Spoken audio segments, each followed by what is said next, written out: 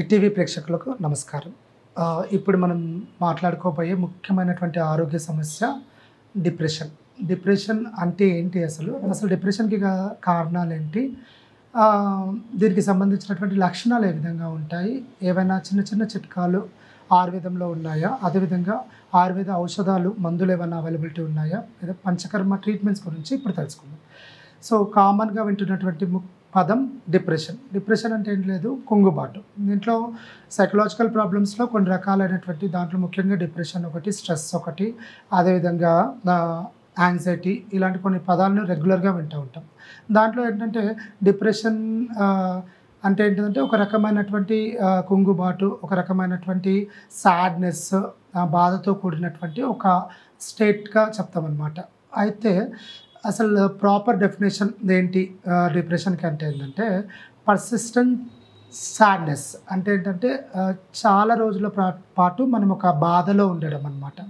Lack of interest previous activities, ఇంతకుముందు మనం enjoy చేసినటువంటి యాక్టివిటీస్ ఏవైతే ఉంటాయో వాటిలో ల్యాక్ ఆఫ్ ఇంట్రెస్ట్ లేకపోవడం అనేటువంటి వస్తుందన్నమాట.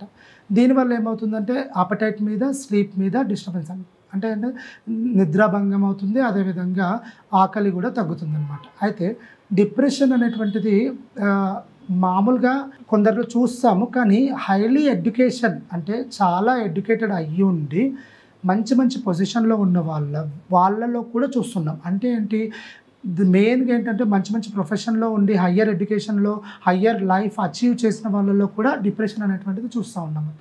ఎందుకు ఈ డిప్రెషన్ వస్తుంది అని అంటే మేజర్గా 2 రీజన్స్ డిప్రెషన్ రావడానికి ముఖ్యమైనది. ఏంటంటే మన డిస్సాటిస్ఫాక్షన్ అనమాట. అంటే మనం మంచి ప్రొఫెషన్లో ఉన్నాం, కానీ దట్ ప్రొఫెషన్ మనకు ఇష్టంగా ఉందా లేదా అనేటువంటిది ముఖ్యమైన ఇంపార్టెంట్. అండ్ మన యొక్క ఓవర్ ఎక్స్పెక్టేషన్స్ అంటే ఏంటి, మనము కొన్నిటి మీద కొందరిపైనే కొత్త వరకు ఎక్స్పెక్టేషన్ అనేటువంటిది పెట్టుకోవాలి. ఈవెన్ మన పిల్లల మీదనైనా సరే, మన పేరెంట్స్ మీదనైనా సరే, మన కింద పనిచేసేటటువంటి ఉద్యోగుల మీదనైనా సరే, లేదంటే మన మీద మనకైనా సరే ఎక్స్పెక్టేషన్స్ ఉంటాయి, కాదని చెప్పట్లేదు.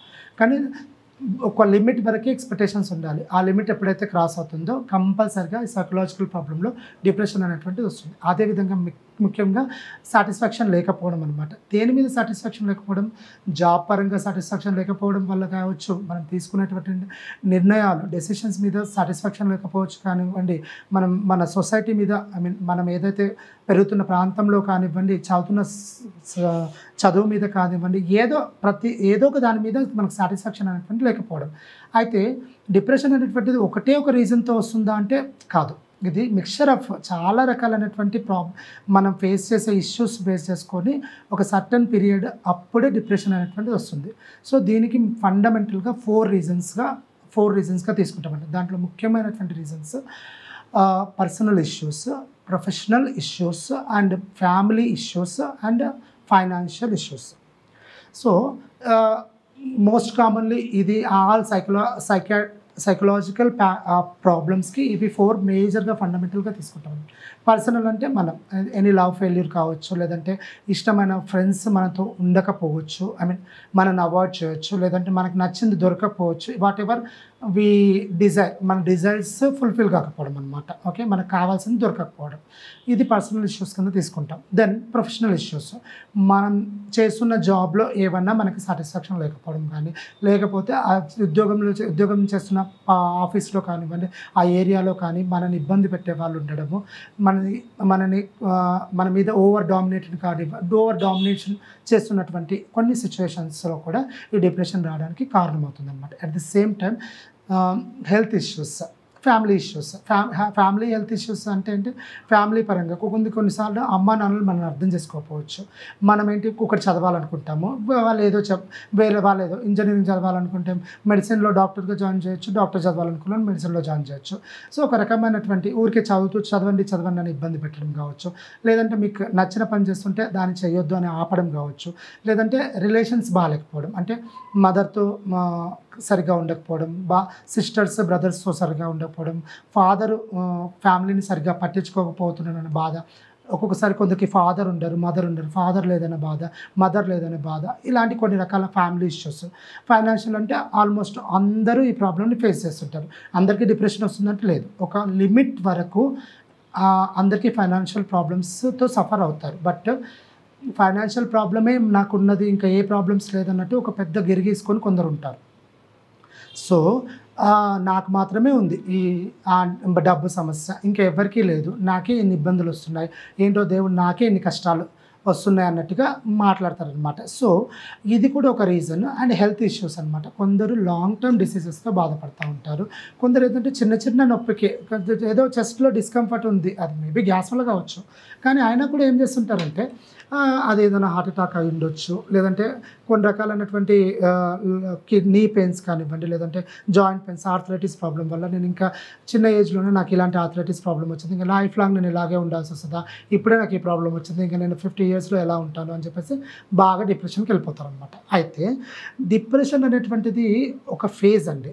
ఏంటంటే ప్రతి పర్సన్ ఏదో ఒక తన ఒక ఏజ్, ఒక 50 years, ఇప్పుడైతే ఒక 70 years, 60 years, ఇంకా 50 years అనుకుందాము. ఈ 50 years లైఫ్ స్పాన్లో ఏదో ఒక దశలో డిప్రెషన్కి లోన్ అవుతారు. సో ఇప్పుడు మేము చూస్తున్న కేసెస్కి వచ్చినట్లయితే డైలీ ఒక 20 మందిని చూసామనుకోండి పేషెంట్స్ని, దానిలో ఖచ్చితంగా 10 మంది డిప్రెషన్ పేషెంట్స్. ఇప్పుడు ఎందుకు అట్లా అవుతుంది? ఇంకా కోవిడ్ తర్వాత ఇంకెక్కువ డిప్రెషన్ కోల్పోతున్నారు. ఈవెన్ ఇంకొకటి షాకింగ్ న్యూస్ ఏంటంటే వైటమిన్ డి డెఫిషియన్సీ 10 మంది పేషెంట్లో 8 మెంబర్స్కి వైటమిన్ డి డెఫిషియన్సీ ఉంది. వైటమిన్ డి రాకపోతే ఏమవుతుంది, ఉండకపోతే ఏమవుతుంది, అది పెద్ద ఆదా అని అనుకుంటారు. కానీ ఏంటంటే వైటమిన్ డి సప్లిమెంట్స్ తీసుకుంటే సరిపోతుంది అని అనుకుంటారు. కానీ vitamin D is not only for the bone strength కోసమే కాదు, డిప్రెషన్ అది తగ్గడం వల్ల డిప్రెషన్కి కూడా one of the reason. So అది చాలామందికి తెలియదు. సో కంపల్సరీగా ఈ సన్కి ఎక్స్పోజ్ అవ్వడం అనేటువంటిది చాలా ఇంపార్టెంట్. అయితే సో అందరికీ డిప్రెషన్కి సంబంధించినటువంటి ముఖ్యమైనటువంటి రీజన్స్ అందరికీ తెలుసు. దాంట్లో ముఖ్యంగా smoking, alcohol, that is very important. కొన్ని చిన్న రీజన్స్ కూడా డిప్రెషన్కి కారణమవుతాయి. అవేంటంటే ఏ పని చేయకపోవడం, అంటే ఏంటంటే అసలు జాబ్లెస్గా ఉండడం అనమాట.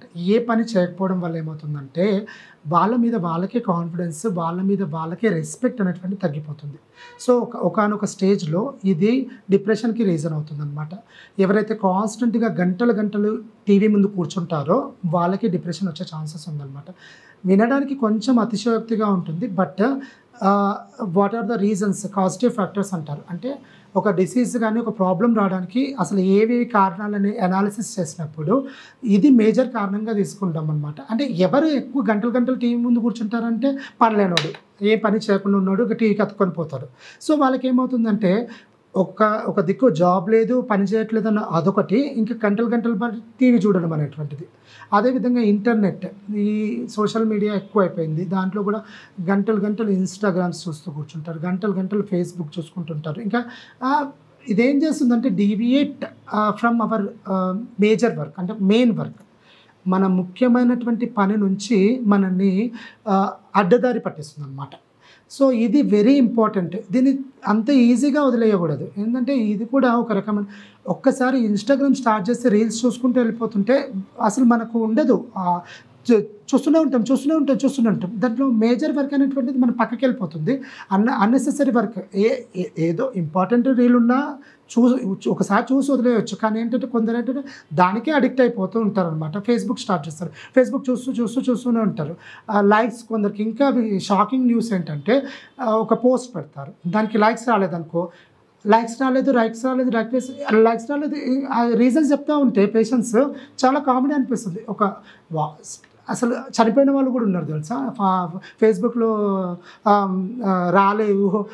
అసలు ఫేస్బుక్ ఏంటి, ఆ ఫేస్బుక్లో మీరు పోస్ట్ చేయడం ఏంటి, దానికి లైక్స్ రాకపోవడం ఏంటి, ఇది వింటే కొంచెము నవ్వులాటగానే ఉంటుంది, కానీ ఒక్కోసారి షాకింగ్గా కూడా అనిపిస్తుంది. పేషెంట్స్ అవునండి, నాకు అది ఒక ఇంపార్టెంట్ థింగ్ అయిపోయింది ఈ రోజులు. జనరల్గా ఏమైపోయిందంటే నేను ఒక పోస్ట్ చేయాలి, ఆ పోస్ట్కి లైక్స్ రావాలి, నేను ఇన్ని ఎక్స్పెక్టేషన్ చేసుకున్నాను.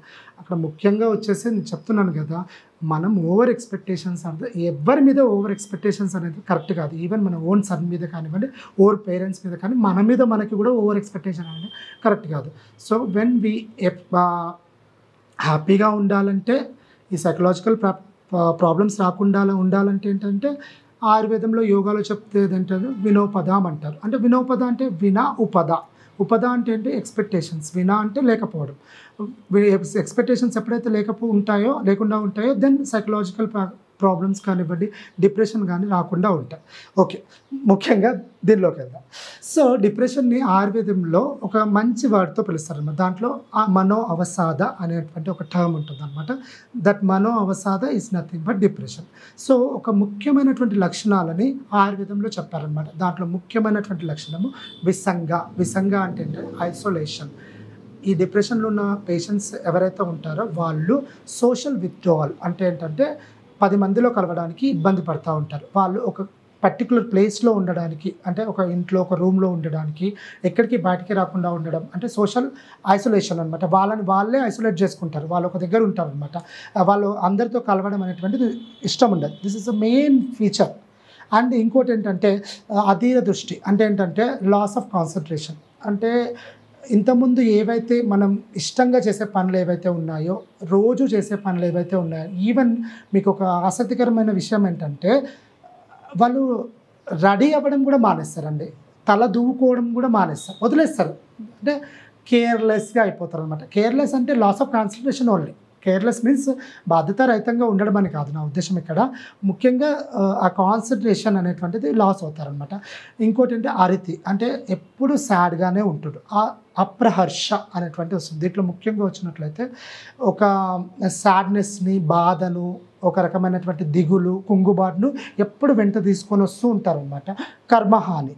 కర్మహాని అంటే నథింగ్ బట్ ఏ పని చేయరు, అంటే చేయడానికి ఫస్ట్ ఆ ఇంట్రెస్టే ఉండదు. హిట్ టీవీ యాప్ ని డౌన్లోడ్ చేసుకోండి. ఇందులో short news, live news, entertainment movies అన్ని అవైలబుల్ గా ఉన్నాయి. Please download hit TV app. Hit TV app ని ఫ్రీగా డౌన్లోడ్ చేసుకోండి.